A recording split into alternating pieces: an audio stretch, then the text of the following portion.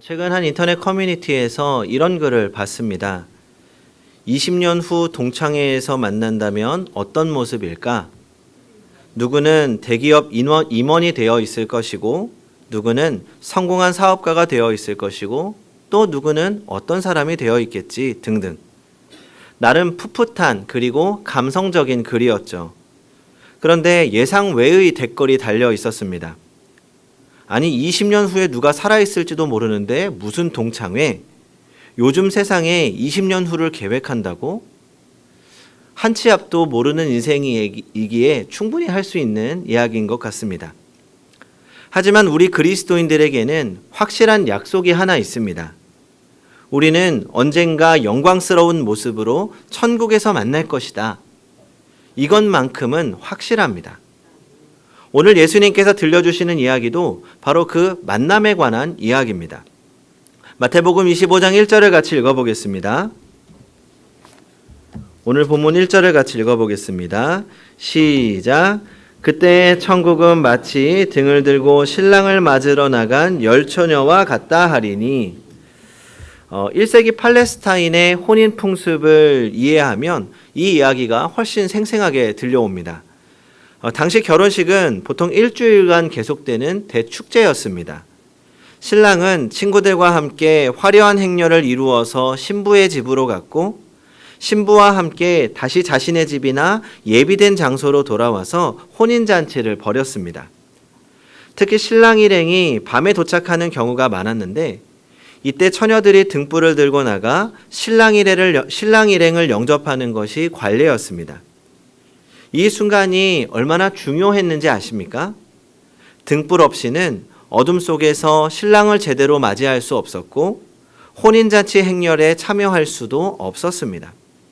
그런데 여기 한 가지 주목할 점이 있습니다.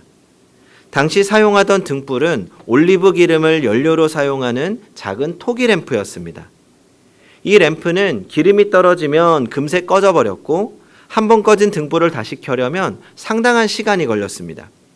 그래서 긴 시간을 대비해서 별도의 기름을 준비하는 것이 상식이었습니다. 그런데 2절부터 4절을 한번 같이 읽어보겠습니다. 2절부터 4절 시작. 그 중에 5은 미련하고 5은 슬기 있는 자라. 미련한 자들은 등을 가지되 기름을 가지지 아니하고 슬기 있는 자들은 그릇에 기름을 담아 등과 함께 가져갔더니. 언뜻 보면 별 차이가 없어 보입니다. 열 처녀 모두 등을 가지고 나왔거든요. 혼인잔치에 참여하려는 마음도 같았고 신랑을 기다리는 마음도 같았습니다. 하지만 결정적인 차이가 하나 있었습니다. 바로 예비 기름이었습니다. 미련한 처녀들도 바보는 아니었죠. 그들도 나름의 계산은 있었을 겁니다. 신랑이 언제 올지 대충 예상이 되니까 등에 들어있는 기름 정도면 충분하겠지. 그들의 준비는 예상 범위 내의 준비였습니다. 하지만 슬기로운 처녀들은 달랐습니다. 그들은 만약에를 대비했습니다. 혹시 신랑이 늦으면 어떻게 하지? 혹시 길이 막히거나 예상치 못한 일이 생기면? 그들의 준비는 예상을 뛰어넘는 준비였습니다. 성도 여러분, 우리의 인생도 마찬가지 아닙니까? 우리의 계획대로 되는 일이 얼마나 됩니까? 코로나19가 오기 전 예상하셨습니까? 아무도 예상하지 못했습니다. 경제 위기, 갑작스러운 질병, 예상치 못했던 실직들, 인생은 늘 우리의 예상을 뛰어넘었습니다. 5절부터 6절을 같이 읽어보겠습니다. 5절과 6절 시작. 신랑이 더디 오므로 다 졸며 잘세 밤중에 소리가 나되 보라 신랑이로다 맞으러 나오라 하매. 여기서 주목할 표현이 신랑이 더디 오므로 라는 표현입니다. 예수님께서 일부러 이 표현을 사용하신 이유가 있습니다. 신랑이 늦는 것은 우연이 아니라 하나님의 섭리입니다. 베드로후서 3장 9절을 기억하십니까? 주의 약속은 어떤 이들이 더디다고 생각하는 것 같이 더딘 것이 아니라 오직 주께서는 너희를 대하여 오래 참으사 아무도 멸망하지 않고 다 회개하기에 이르기를 원하시느니라. 하나님께서 때로 우리를 기다리게 하시는 이유가 있습니다. 그 기다림의 시간이야말로 우리가 진짜 누구인지 드러나는 시간입니다. 편할 때는 누구나 신앙생활 잘할 수 있죠. 하지만 기다림이 길어지고 예상과 다른 상황이 벌어질 때 그때 진짜 우리의 영적 상태가 드러납니다. 모든 처녀들이 졸고 잤다고 했습니다. 이건 잘못 아닙니다. 기다림이 길어지면 졸리는 것이 자연스러운 일이죠. 문제는 졸음이 아니라 준비의 부족이었습니다. 7절부터 9절을 같이 읽어보겠습니다. 7절부터 9절 시작. 이에 처녀들이 다 일어나 등을 준비할세 미련한 자들이 슬기 있는 자들에게 이르되 우리 등불이 꺼져가니 너희 기름을 좀 나눠달라 하거늘 슬기 있는 자들이 대답하여 이르되 우리와 너희가 쓰기에 다 부족할까 하노니 차라리 파는 자들에게 가서 너희 쓸 것을 사라 하니. 미련한 자들이 요청한 것은 그렇게 무리한 부탁은 아니었습니다.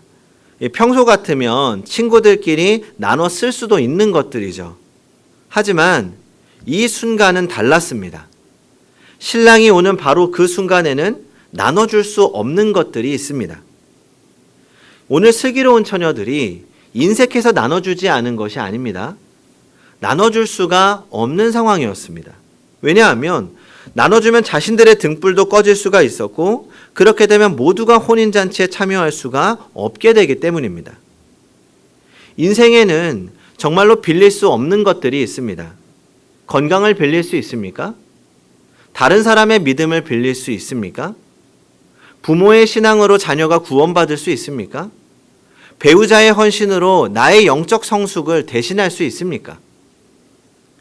믿음이라는 기름, 영적 준비라는 기름은 우리 각자 자신이 채워야 할 몫입니다. 아무리 가까운 사이라도 대신할 수는 없습니다. 이어서 10절부터 12절을 같이 읽어보겠습니다. 시작. 그들이 사러 간 사이에 신랑이 오므로 준비하였던 자들은 함께 혼인잔치에 들어가고 문은 닫힌지라. 그 후에 남은 처녀들이 와서 이르되 주여 주여 우리에게 열어주소서. 대답하여 이르되 진실로 너희에게 이르노니 내가 너희를 알지 못하노라 하였느니라. 미련한 처녀들이 기름을 사러 간 것 자체는 잘못이 아닙니다. 오히려 늦었지만 그나마 최선의 선택이었죠. 그런데 문제는 뭡니까? 타이밍이었습니다. 그들이 기름을 사러 간 바로 그 순간에 신랑이 온 것이죠. 그들이 사러 간 사이에 라는 표현이 얼마나 안타까운지 모릅니다. 조금만 일찍 준비했더라면, 조금만 일찍 깨달았더라면, 하지만 이미 때는 지나갔습니다. 더 가슴 아픈 것은 그들이 돌아와서 한 말입니다. 주여 주여 우리에게 열어주소서. 그들도 신랑을 주라고 불렀습니다. 그들도 혼인잔치에 참여하고 싶었죠. 하지만 준비가 부족했습니다. 그런데 여기서 더 충격적인 것이 신랑의 대답입니다.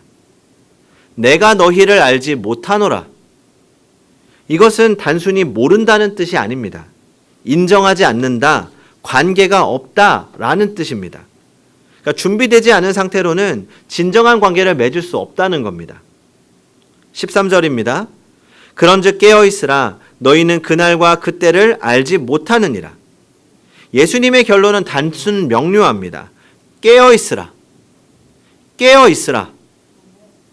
하지만 이 깨어있음의 의미를 오해하면 안 됩니다. 잠을 자지 말라는 뜻 아닙니다.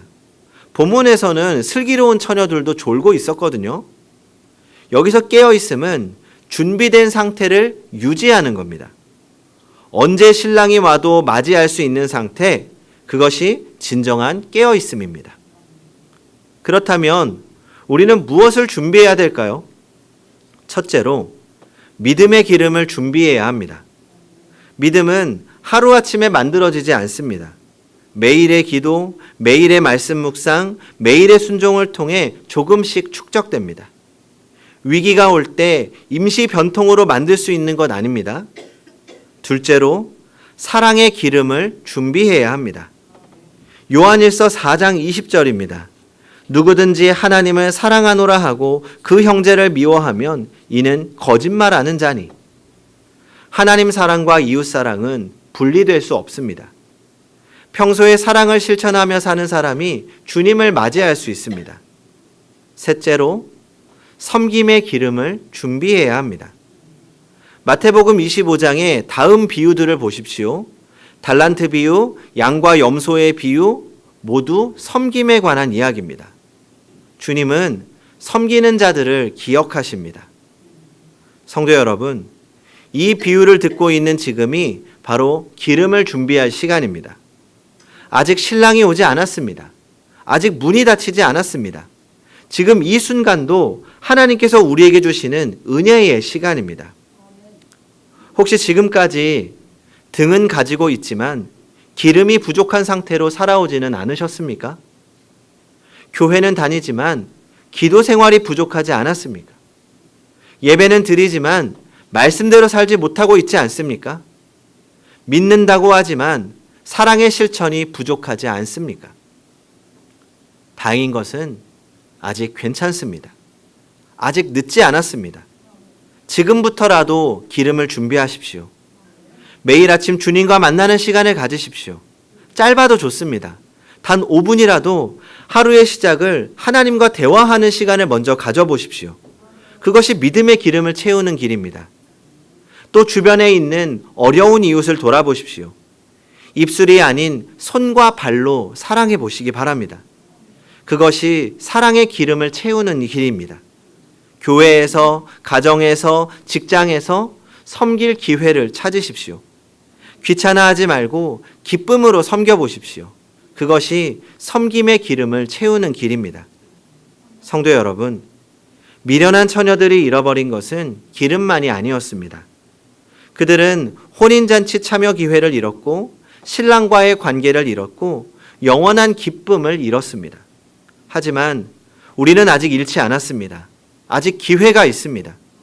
아직 신랑이 오지 않았고 아직 문이 열려 있습니다.